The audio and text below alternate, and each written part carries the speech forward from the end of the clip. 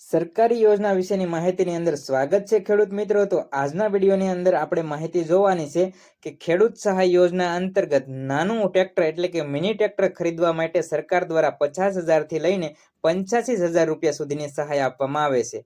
તો આ સહાય મેળવવા માટે કઈ રીતે અરજી કરવી, આ યોજના માટેના નિયમો કયા કયા છે અને ખેડૂતોના ખાતામાં પૈસા કઈ રીતે જમા થાય છે, આ સમગ્ર માહિતી આજના વિડીયોની અંદર જોવાના છે।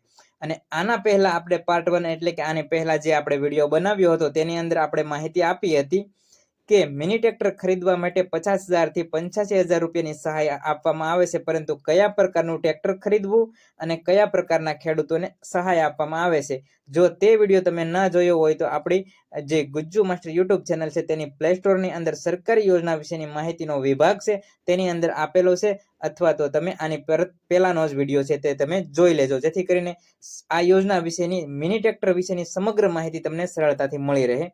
હવે આજના વિડીયોની અંદર આપણે વાત કરવી છે કે આ મિની ટ્રેક્ટર ખરીદવા માટે ખેડૂતો માટે આ યોજનાના નિયમો શું છે અને નિયમો સમજી લઈશું, પછી આપણે સમજશું કે આ યોજનાની અંદર અરજી કઈ રીતે કરવી। તો મિની ટ્રેક્ટર ખરીદવા માટે એટલે કે પાવર ગ્રીડ ખરીદવા માટે યોજનાના નિયમો શું છે? તો પહેલો નિયમ, જમીનની પાત્રતા। ખેડૂત છે જે ગુજરાતનો હોવો જોઈએ અને ગુજરાતનો ખેડૂત તેમની પાસે તેમના પોતાના નામની 8/12ની નકલ એટલે કે 8 એની નકલ નીકળવી જોઈએ।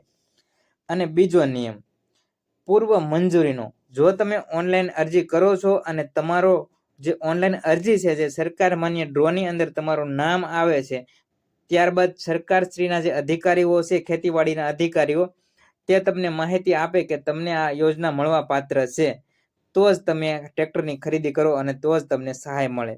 નિયમ નંબર 3, સરકાર માન્ય ડીલર પાસેથી તમારે ટ્રેક્ટર ખરીદવું જોશે। તમે જો મિની ટ્રેક્ટર સહાય માટે ઓનલાઈન અરજી કરતા હોય છે તો ઓનલાઈન અરજી કરો ત્યાં જ તમને જે ટ્રેક્ટર વિભાગના ઘણા બધા કંપનીઓના નામ દેખાતા હોય છે, એટલે કે જે સરકાર માન્ય ટ્રેક્ટરના ડીલરો છે તેમની પાસેથી જ તમારે ટ્રેક્ટર ખરીદવું અને જીએસટી વાળું પાક્કું બિલ મેળવી લેવું।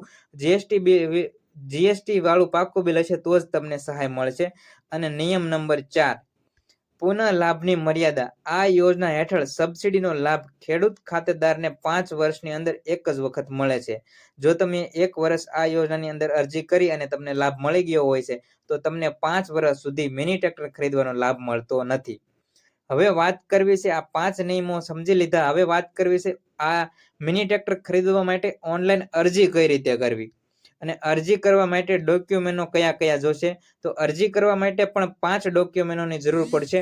તો કયા કયા ડોક્યુમેન્ટો છે તે આપણે સમજી લઈએ। તો ઓનલાઈન અરજી કરવા માટે ખેડૂતોએ 7/12ની નકલની જરૂર પડવાની છે, અને ત્યારબાદ બીજા નંબરની અંદર આધાર કાર્ડની જરૂર પડવાની છે, અને આધાર કાર્ડ એ કે જેની અંદર તમારો મોબાઈલ નંબર લિંક હોય।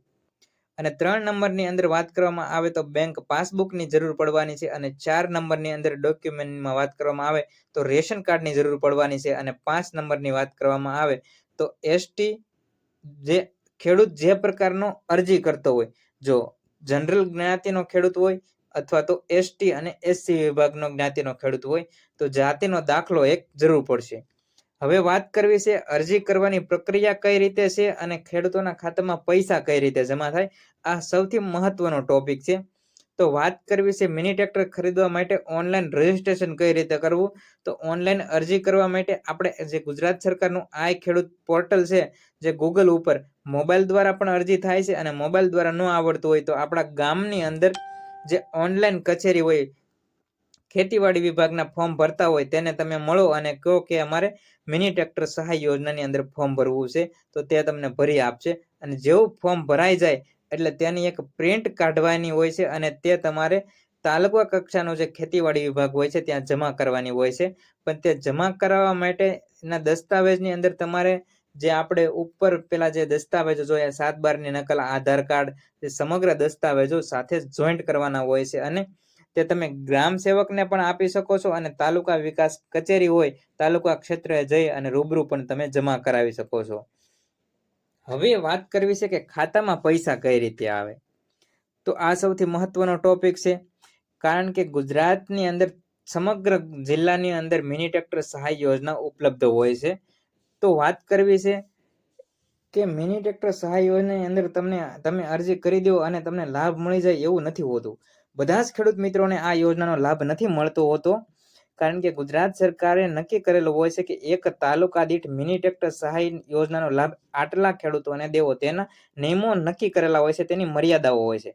તો ગુજરાત સરકારનો કોઈ પણ એક તાલુકો લઈ લઈએ આપણે, દાખલા તરીકે મહુવા તાલુકો છે. મહુવા તાલુકાના 1000 ખેડૂતોએ અરજી કરી હોય છે અને 1000 ખેડૂતો અમને આ યોજનાનો લાભ મળવા પાત્ર હોય છે, પરંતુ ઉપર સરકાર દ્વારા નક્કી કરેલું હોય છે માત્ર અને માત્ર 10 કે 20 એટલા જ ખેડૂતોને લાભ દેવો.